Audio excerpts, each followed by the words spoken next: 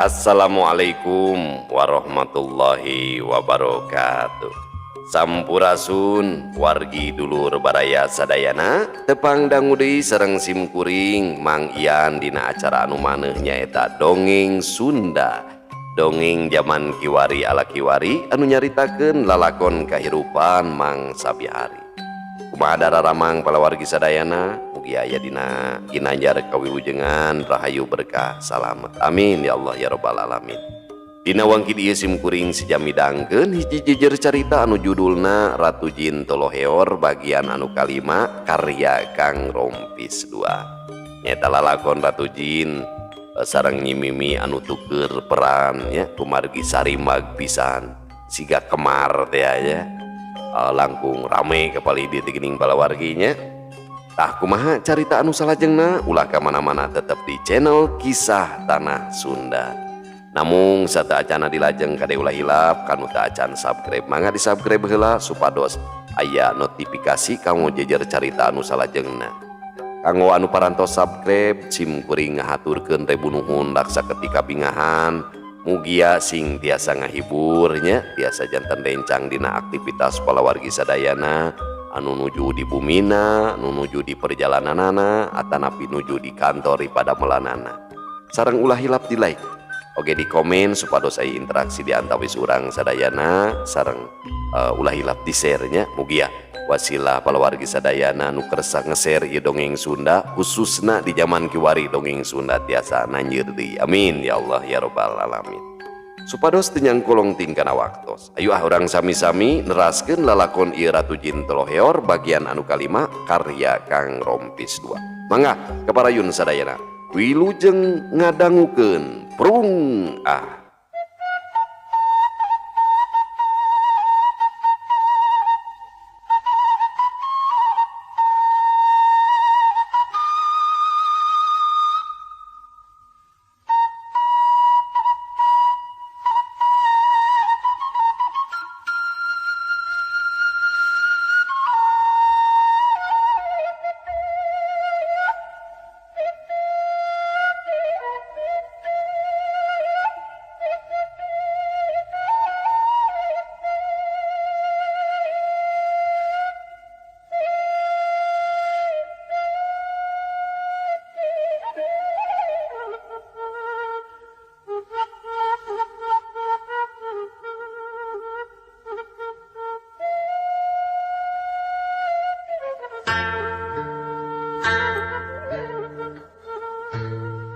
Kami kacida bingung na itu nyai teuing kami harita salah nulis siga nama sabab da lain kitu maksud kami teh asa teu kaharti kupikir bet bisa salah kieu temal juragan Tarma bari gogodeg sirahna kacida geus kacida jangarna alatan mikiran eusi surat. Kanggo sim abdi mah tetep bae bade nyungsi eusi serat. Kumargi tos paheut pasini aya tawisan abah sareng abdi. Upami teh mah abah lepat nyerat, abdi mah teu apal. Margi iseret di damelna tos 3 sasi kapengker. Asa pamohalan upami lepat nyerat teh. Kitu ceuk Ratu Arum, keukeuh manehna mah ngudag eusi surat ka saluyuan. Ratu Arum hayang ngawarah ka Juragan Tarma, heueuna sok tukang renten pan Juragan Tarma mah. Juragan Tarma teu ngomong deui sabab omongan Ratu Arum kacida benerna. Juragan Tarma bener-bener bingung nu teu mangih tungtung teuing kudu kumaha memeresna. Bah, abdi gaduh jalan kanggo memeresna upami kieu mah. Upami kieu wae mah moal aya tungtungna. Cek Ratu Arum bari imut ngagelenyu. Tah cing kumaha nyai? Juragan Tarma curinghang. Panona neuteup kanu geulis. Urang sungsi heula ieu eusi serat ngarah jentre. Dina serat tos ditetelakeun upami salami 3 sasi abdi teu tiasa mayar, abah kedah masihan modal 20 talen ka abdi. Nyai kitu pisan nyai. Satuluyna kumaha? Saumpamina abah teu tiasa nyumponan anu 20 talen ka abdi, hartosna abah tetos sulaya kana janji sametan abdi ka abah dianggap lunas anu regel tantos abah panginten. Ih lain rugi deui atuh tapi kabobolan anu kacida gedena Nyai. Ayeuna abah wayahna mayar heula ka abdi 20 talen ngara abah teu sulaya kana janji. Teu talangke Juragan Tarma ngodok sakuna. Sok duit ditunda dina meja. Terus kumaha tah Nyai? Ieu artos ditampi ku abdi nu hartosna abdi anger gaduh sametan 20 talen ka abah. Nya tak bener pisan Nyai. Piraku bae atuh udah hutang jupuna teu pupugu. Abdi ayeuna bade mayar ka abah 20 talen. Tapi saacana sateu acana abah kedah ngadamel serat heula. Anu netelakeun abdi tos mayar sametan ka abah. Sok ngadamel heula seratna. Cik Ratu Arum bari imut. Mangga Nyai. Emal Juragan Tarma kawas munding ditenok. Munding ditenok cucungikna ieu nya palawargi. Nurut gitu. Juragan Tarma ngagugu kana omongan Ratu Arum. Juragan Tarma ngojengkang heula ka kamarna, teu lila geus kadinya deui bari mawa kertas, loba deui pamikir.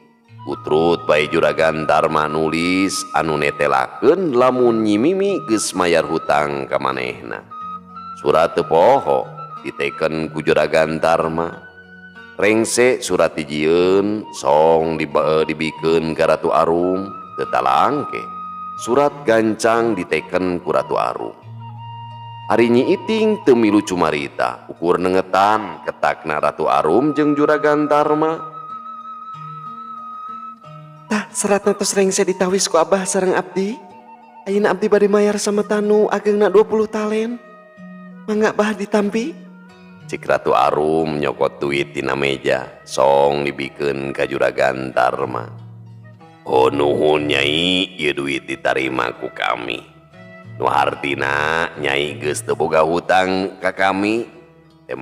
Temal Juragan Tarma bari ngasupkeun duit kana pesakna.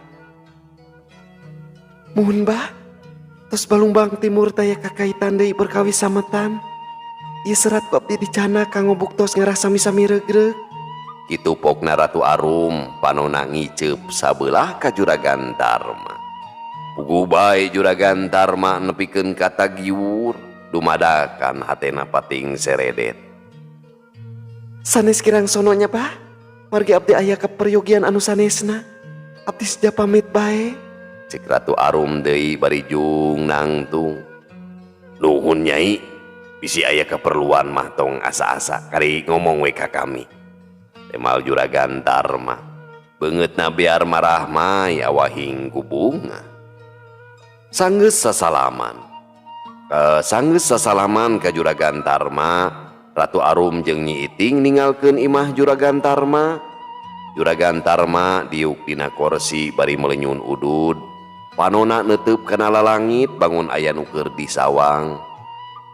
Korejat Juragan Tarma ngorejat. Bari kaciri nepakan tarangna.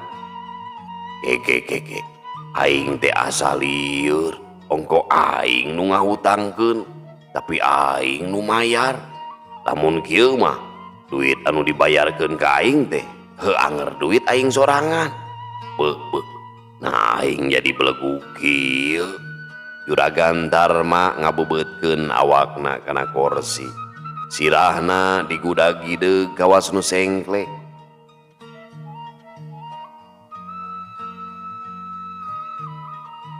Marengan dina hiji poe, samangsa wanci haneut moyan, Nyi Iting geus aya di imah Ambu Esin. Kabeneran Ambu Esin jeung Ratu Arum keur popolah di pawon. Nah tas di mana ileng teh Iting?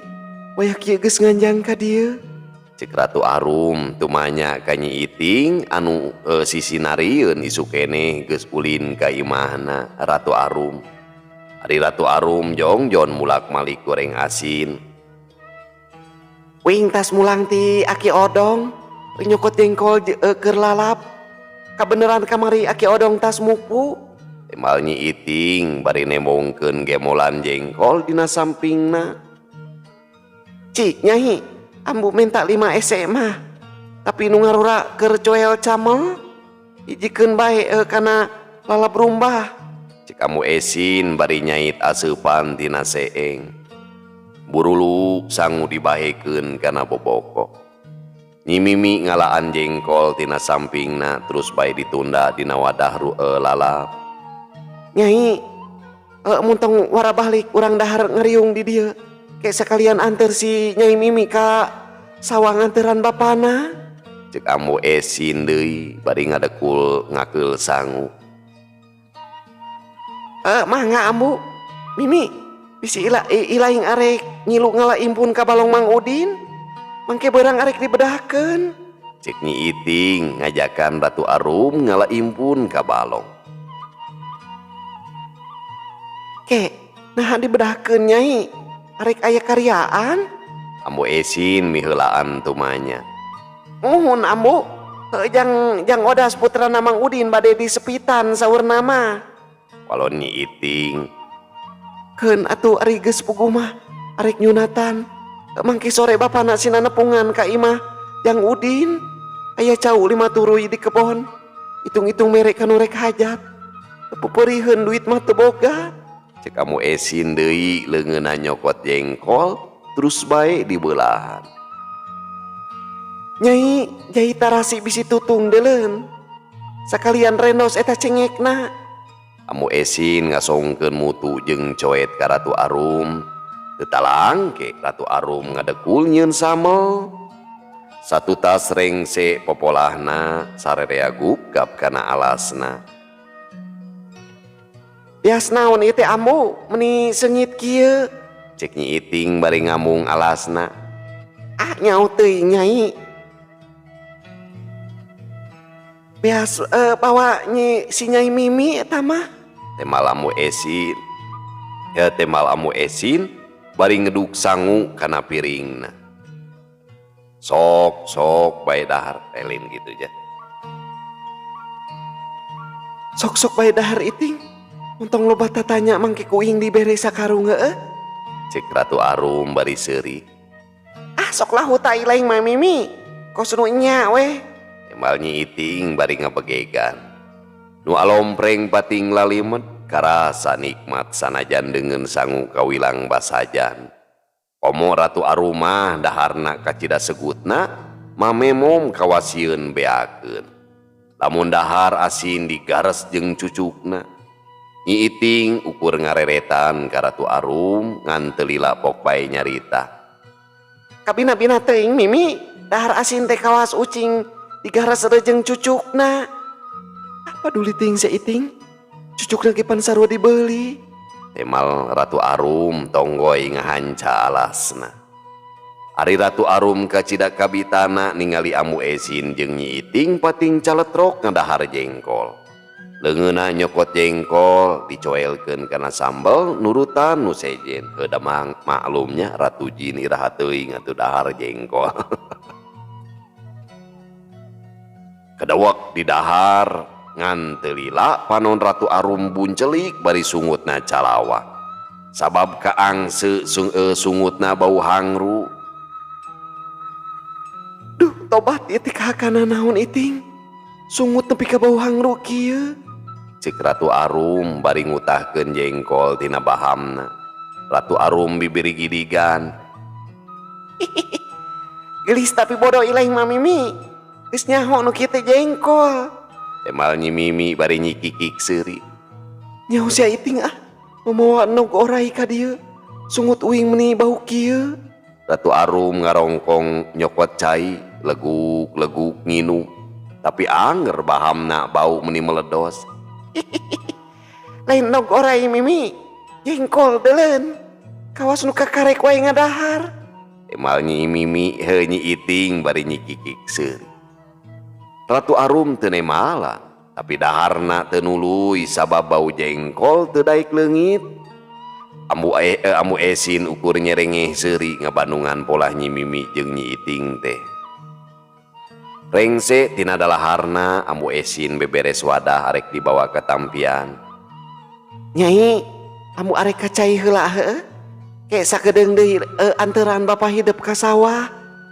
Geus diwadahan kari ngejingjing. Cek kamu esin nitah ka Ratu Arum nganteran Mbah Kune ka sawah. Unyuk sumangga ambu, kesakantenan bari ngalahimpun jeung Nyi Iting. Temal Ratu Arum bari teu woleh sungar sengir ku sababau jengkol anggar meledos. Ambu esin ngelek wadah terus bae init katampian. Iting, kumaha carana sangkan sungut teu bau hangruk kieu? Mata lieur kana hulu. Cek Ratu Arum tumanya ka Nyi Iting sangkan bahamna teu bau jengkol. Kacida ilahi mah Mimi, podo teh dibiakeun ku sorangan. Atuh naon hesena kari ngadahar beas terus kekemu bauna bakal leungit sia. Temal Nyi Iting bari gogodeg. Panghelokeun ku kalakuan Nyi Mimi. Ratu Arum teu nemalan, terus bae ngaleos ka jero ngan teu lila geus kadinya bari mawa beas aya kana saleterna. Beas teu sirikna dibaheuman ku Ratu Arum kadenge pating duruk-duk. Wah ebel ilahi mah Mimi, kadon ngadaharan beas kawas japati bae. Cek Nyi Iting panona mencrong ka Ratu Arum. Hor, kapan cek ilahi kudu ngadahar beas ngarasungut teu bau hangru. Maksud uing teh sacanggeum lain saleter Mimi. Aduh, kelakuan ilaing mah mahiwal pisan Mimi. Pokna Nyi Iting garo-garo teu ateu. Paduli ting sia, gara-gara maneh sungut uing bau hangru. Cek Ratu Arum terus bae ngadaharan beas nepi ka beakna. Heuleut sawatara waktu, Ratu Arum jeung Nyi Iting keur laleumpang mapai galengan sawah. Nu maksudna rek nganteuran kadaharan jeung cai ka Mbah Kune. Sanggeus nepi ka sawah Mbah Kune, kadaharan jeung cai ditunda di saung. Ratu Arum ge bebeja ka Mbah Kune, rek terus ka balong Mang Udin ngalaimpun. Teu kacatur di jalanna. Duanana geus tarepi ka balong Mang Udin, balongna kacida lega jeung loba laukna. Ditambahkan balong geus loba nu ngadon lalajo nu ngabedahkeun, aya oge nu sejaman tuan. Teu kurang oge barudak nu ngadaragog ditambahkan, memang karesepna ulin dina leutak bari ngagogo ngalabogo dina liang tambakan. Balong Mang Udin kaceluk loba laukna, matak teu aneh lamun sakalina ngabedahkeun laukna kacida poharana. Atuh kailaharan urang lemur mah, lamun aya nu ngabedahkeun teh sok ngadago peperetna. Jadi lamun laukna geus kaala kabeh, urang lemur gasik tarurun ka balong. Miharep aya lauk anu teu kaala. Aya oge nu ngadon ngalatutut, impun atawa boncena. Samangsa nu boga balong geus hanjat, kusabab laukna geus kaala kabeh. Urang lemur nu araya didinya teu sirikna paboro-boro turun ka balong. Itu deui Nyi Iting geus singkil arek ancrup ka balong. Mimi, daguan bae di dieu uing rek ancrup ka balong. Heutuh tingali impun meni maranghap dina cai leutak. Cek Nyi Iting leungeunna nuduhkeun ka paleba impun nu maranghap dina cai leutak. Mung uing rek milu ancrup. Tembal Ratu Arum boga karep hayang milu ancrup ka balong kusabab resep ningali batur nu paciweuh ngalaimpun. Har, arek ancrup kumaha ilaing teh Mimi?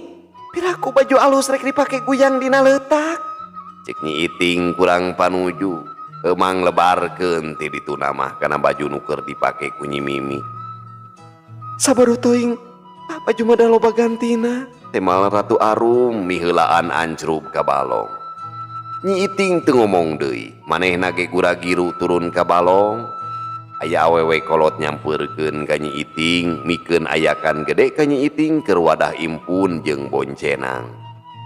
Ratu Arum nurutan Nyi Iting, ngalahimpun dicokotan ku leungeunna, ngalana kacida gancangna sabab impun raranghap kasaatan.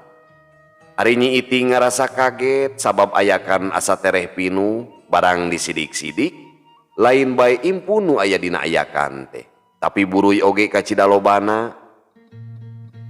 Mimi, atuh montong di ahla buruy mah da lain dahareun jelema sia teh. Cek Nyi Iting bari miceunan buruy tina ayakan. Kapan sarua hirupna kawas impun? Memang na buruy teh kahakana naon kitu? Cek Ratu Arum bari milihan impun nu ngahiji jeung buruy. Kahakanan jin sia teh Mimi. Nyi Iting ngabanyolan bari nyikikik seuri. Sajongjonan mah Ratu Arum ngahuleng mikiran caritaan Nyi Iting. Kusabab manehna teh bangsa jin, tapi saumurna can pernah ngadahar buruy. dasar pika sebelen si Iting. Di mana si aya jin ngadahar buruy? Panon Ratu Arum muncereng ka Nyi Mimi. Ari jinisna ukur nyikikik seuri. Ratu Arum kacida resepna ngalaan impun, samalah mah tutut oge sarua dialaan nurutan Nyi Iting dihijikeun jeung impun. Ratu Arum pindah ka sisi Tambakan, hayang nurutan barudak nu kokodok kana liang Tambakan. Sok katingali ku Ratu Arum mareunang bogo atawa belut. Teu kurang oge nu meunang lauk anu nyumput dina liang. Teu nyalahan samangsa Ratu Arum ngodokan liang, manehna meunang bogo sagede leungeun kolot. Teh Nyu Iting, wing menang lauk gede. Cek Ratu Arum ngerasa bunga. Lain lauk sia teh eta mah bogo Mimi. Tunah heula di dinya mun bisa matiir. Wing itu keur kagok kala impun jeung tutut sakieu nayak tekna. Temal Nyi Iting jongjon ngalaan tutut jeung impun di wadahan kana ayakan. Meunang sababaraha kali ngodokan liang Tambakan, Ratu Arum mineng bebeunangan aya bogo atawa belut aya oge lauk jaer nu geus nampa. Ratu Arum terus bae kokodok kana liang Tambakan. Kep leungeun Ratu Arum newak belut karasa berat samangsa dibedol, tapi teu burung kaluar kabedol tina liangna.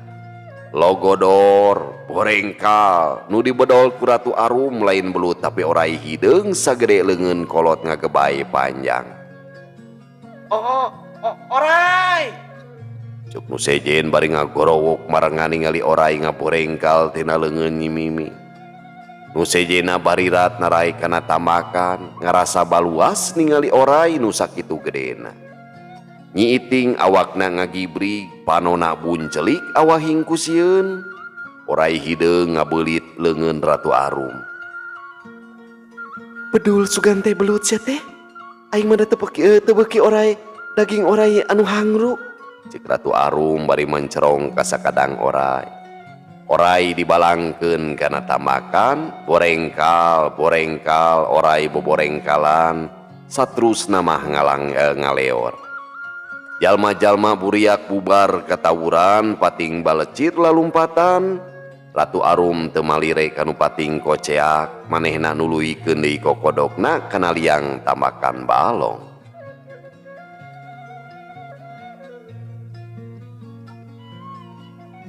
Sakira wanci tunggang gunung, Ratu Arum jeung Amu Esin keur popolah di pawon. Ari bahkune keur indit ka imah anu rek hajat nyaeta Mang Udin. Ari Nyi Iting ngadadak paranas tiris, balukar baluas ningali orai anu sakitu gedena. Impun jeung tutut dibikeun kabeh ka Ratu Arum, kajeun engke menta geus asak cenah. Kamu Esin impun dipais dihijikeun jeung belut katut bogo. Cik Nyai, kulub tutut teh uyahan deui. Tadi teh karek saeutik. Cik Amu Esin ngasongkeun uyah ka Ratu Arum. Tutup pendil dibuka ku Ratu Arum, kaangse seungit koneng jeung salam. Ngadalingding Ratu Arum nikang kumetap awahing ku kabita. Ur uyah dipurulukeun kana kulub tutut.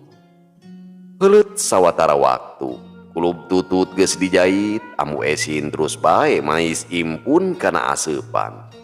Ratu Arum gentak ngawadahan tutut. Seungit samara tutut matak ngahudangkeun rasa lapar. Suruput caina disuruput ku Ratu Arum, tetela kacidangeunahna. Ragamang kana tutut langsung digares ku Ratu Arum.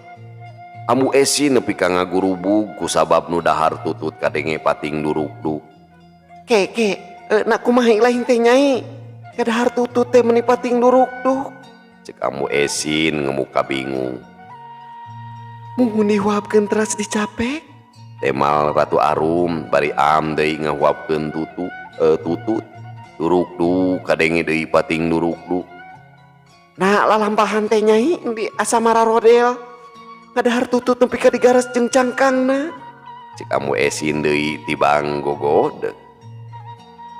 Ambu Esin nyokot cupat awi anu tungtungna geus diseuketan, tutut dikenyotan heula, geus kitu daging tutut ditiru ku cupat awi, polongsong daging tutut kaluar tina cangkangna. Am dihuapkeun, karasa pisan samarana nyerep kana daging tutut. Ratu Arum ukur nelek-nelek ketak Ambu Esin, nu antuk namah Ratu Arum nurutan. Nyai mihape eta pais impun. Amu mah arek ngalacai heula katampian. Cek Ambu Esin bari ngagejelik kaluar. Muhun amu. Temal Ratu Arum bari tonggoy nirukan tutut. Teu lila Ambu Esin geus kadinya deui bari ngajingjing cai ngan teu kasampak Ratu Arum aya di dinya. Panon Ambu Esin nepi ka molotot, sidik pisan kulub tutut sapenil geus peren kabeh. Kocapkeun di hiji lemur anu katelah lemur sampayan. Lemur anu kawilang gegeg ku pangeusina sabab geus deukeut ka dayeuh nyaeta Wanakerta puseur dayeuh Kabupatian Kancana Jati. Ari Kabupatian Kancana Jati ngawawahan 20 kademangan kaasup kademangan Waringin nu ngawawahan lemur nagra. Lemur sampayan kawentar kuidang senina utama nama ronggeng. Ari ronggeng nu geus kaceluk nyaeta lingkung seni ronggeng Kancra Medar. Kancra Medar dipupuhan ku Kirahian. Ronggeng Kancra Medar geus pada mikawano ku sakuliah Kabupatian Kancana Jati mah. Lamun aya karyaan atawa aya pangagung anu hajat boh nyunatan sumaona ngawinkeun mah geus pasti bakal ngondang ka lingkung seni Kancra Medar. Mangsa harita Kancra Medar geus jadi ciri mandiri atawa lambang kasugihan pikeun jalma jegud atawa para menak pangagung luhung. Jadi moal wara kasebut jalma jegud lamun can bisa ngondang lingkung seni ronggeng Kancra Medar. Pamiarsa sadayana waktosna parantos teu nyekapan deui. Insyaallah urang lajengkeun dina video anu salajengna. Cag urang tunda ilalakon nyimimi di hanjuang siang urang teuneun di haneulem sieum paranti nyokot ninggalkeun mangsa datang kasamper deui. Wallahu muwaffiq ila aqwamit thoriq. Wassalamualaikum warahmatullahi wabarakatuh.